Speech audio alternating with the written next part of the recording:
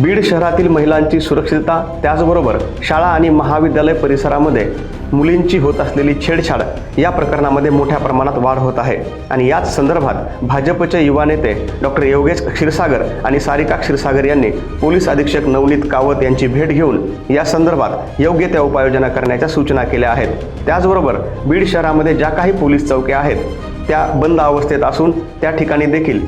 तात्काळ 24 तास पोलीस कर्मचारी तैनात करण्यात यावेत अशी देखील मागणी त्यांनी पोलीस अधीक्षक यांच्याकडे केली आहे। गेल्या 2 दिवसात काही अशा घटना शहरात घडल्या जिथं की नशेच्या भरात काही मुलींना छेडछाड होणं, त्याच्यावरनं वादविवाद निर्माण होऊन त्याला एक वेगळा जातीय धार्मिक असा रंग देण्याचा प्रयत्न करण्यात आला। या गोष्टींना आळा बसणे आणि तसे शाळा कॉलेजेसच्या जागी गस्त वाढवणे, पथक आणि चौकीची तिथं उपाययोजना करणं, यासाठी आम्ही माननीय SP साहेब आणि आताच आपण पाहिलं DYSP मॅडम यांना भेटून बोललेलो आहोत आणि त्या